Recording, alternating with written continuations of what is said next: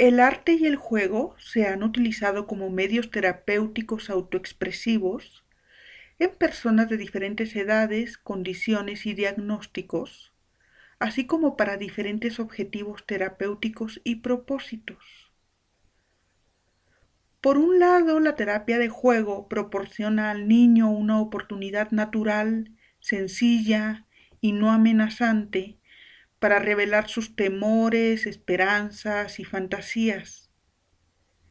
Le ayuda a representar en forma simbólica los mismos.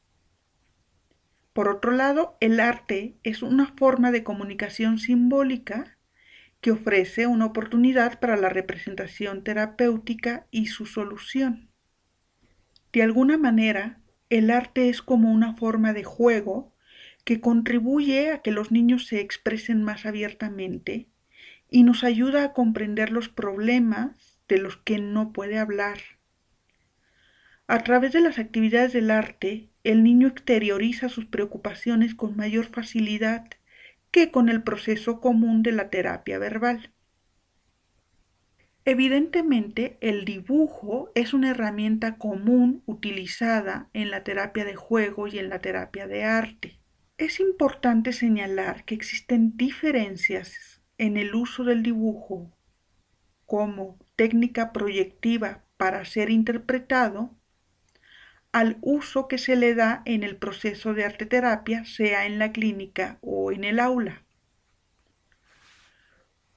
Cuando utilizamos el dibujo en las sesiones diagnósticas o de juego con fines de interpretación, se utilizan una serie de indicadores proyectivos para determinar el diagnóstico o los conflictos presentes. Ejemplo de dichos indicadores son la observación de la secuencia, el tamaño, la presión y la calidad de la línea, la simetría, el posicionamiento de las figuras en la hoja, etc.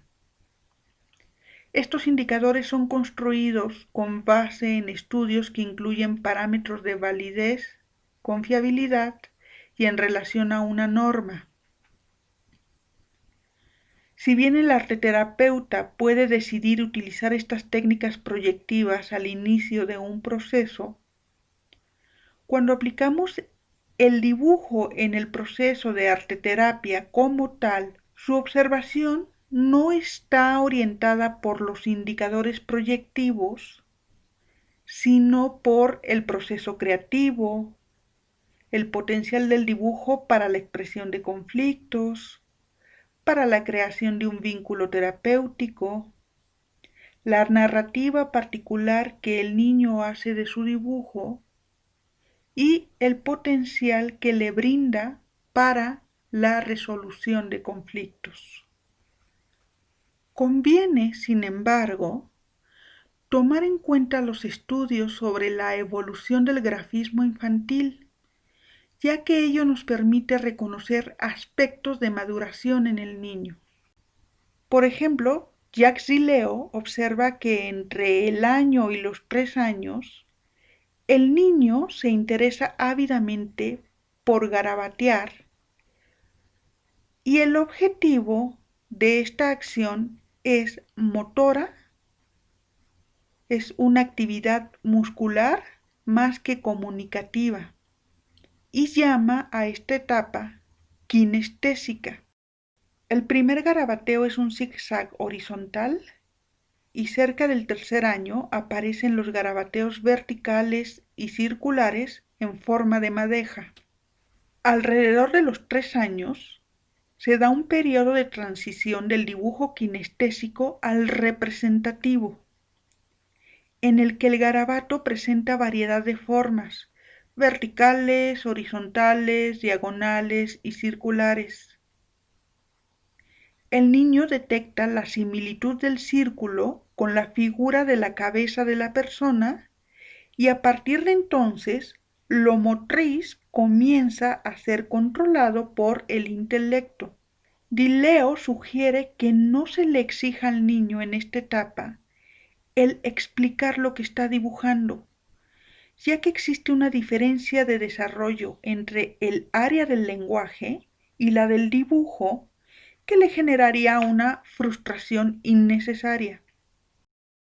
Además, el autor aconseja que en este periodo no se estimule la copia de un dibujo tomado como modelo o el coloreado de un diseño ya impreso, porque estas actividades pueden inhibir la creatividad del pequeño. En general, a esta edad, el menor intenta dibujar lo más importante para él, que es la figura humana adulta, y solo cuando dibuja familias hace gráficos de niños. El periodo del dibujo representativo comprende de los 4 a los 5 años y expresa lo que el niño va reconociendo de su propio esquema corporal y lo que le llama la atención del mundo que lo rodea, matizado por sus afectos, tanto positivos como negativos. Así podrá dibujar a su mamá de gran tamaño como efecto de la idealización con la que la percibe, o representar gráficamente muy pequeño a un hermano mayor a causa de la rivalidad con él. El autor observa que cuando los niños tienen algún problema de organicidad que afecta su inteligencia, sus dibujos son idénticos a los de niños de menor edad. En otras ocasiones, el niño logra dibujar con rasgos correspondientes a los de su edad cronológica, pero incluyendo características de dibujos de edades anteriores. Esto puede deberse a un mecanismo de regresión que esté expresando algunos aspectos de su personalidad que no han madurado a nivel emocional. Por ejemplo, al dibujar a una persona puede hacer brazos y manos con volumen, pero en el dibujo de la familia hace algunos personajes con brazos y dedos representados por trazos únicos, lo que implica recurrir a un modo de dibujar más primitivo en la evolución gráfica. En los niños que presentan algún problema de inmadurez del sistema nervioso, por ejemplo, disfunción cerebral mínima, sus dibujos están determinados por la impulsividad y la desorganización, presentando dificultades en el trazo, sobremarcado y dificultad para reproducir formas geométricas. Lo que es esperable que el niño pueda imitar de acuerdo con su edad sería a los 2 años líneas verticales y círculos, a los 30 meses líneas horizontales, a los 36 meses curvas, a los 3 años a 3 años y medio círculos, a los 3 años y medio a 4 años y medio cruces, de los 4 años y medio a los 5 años y medio cuadrados, de los 5 años y medio a los 6 años triángulos, de los 6 años a los 6 años y medio rectángulos, a partir de los 7 años rombos.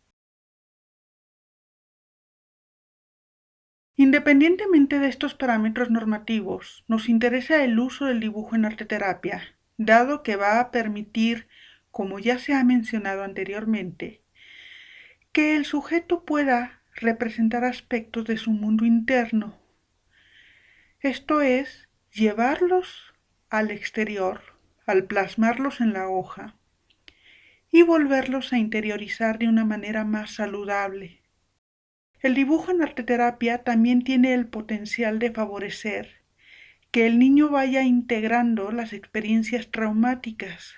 Por ejemplo, al plasmar una secuencia de dibujos a lo largo de varias sesiones, sobre las cuales va a poder hablar, ir profundizando en la experiencia emocional paulatinamente, siendo acompañado por el terapeuta, va a poder reconocer sus sentimientos y favorecer la elaboración de conflictos. Un ejemplo de ello es la técnica de dibujo en serie propuesta por Allan, que consiste esencialmente en promover que el niño dibuje a lo largo de una serie de sesiones que se dividirán en una etapa inicial una intermedia y una de finalización.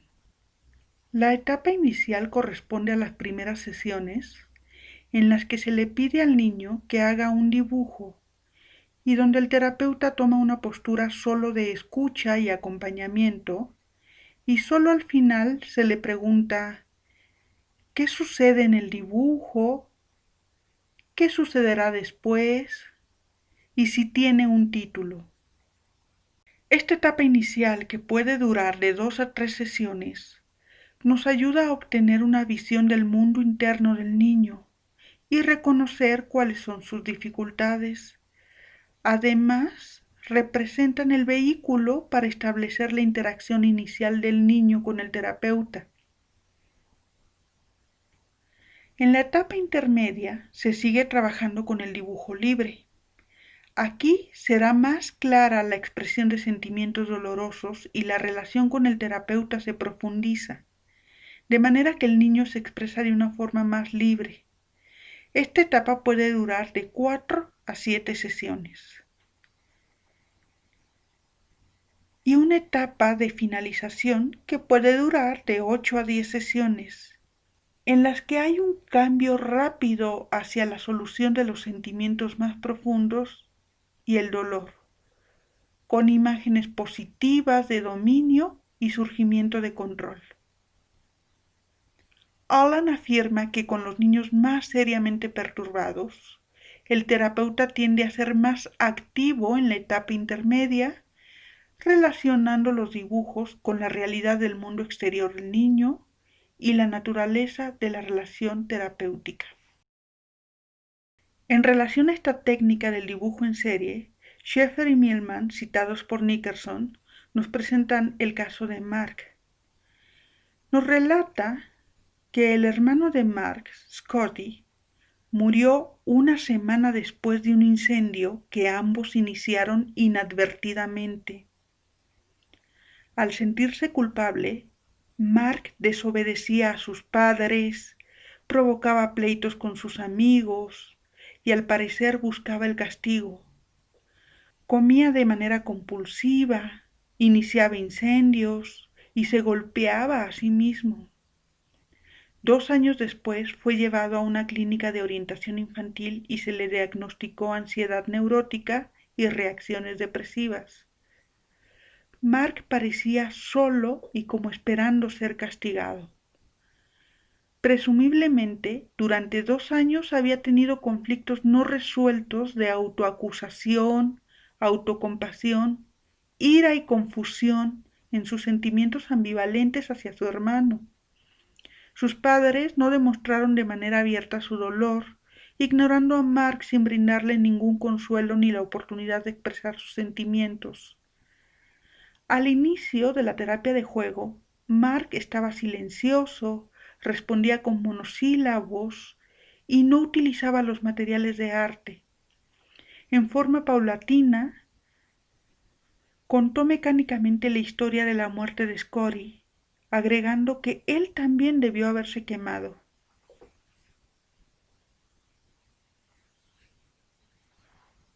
Después de 4 meses de hacer dibujos propios de su edad, empezó a acompañarlos con conversación acerca de sus sueños, grandes incendios que lo consumían.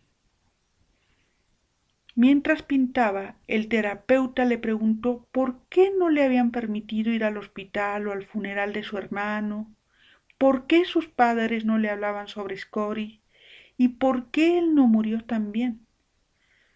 Después de 2 meses de utilizar este tipo de materiales, el terapeuta le sugirió que hiciera dibujos de escenas sobre accidentes. Sin duda, nadie había utilizado la palabra accidente cuando se referían a la tragedia.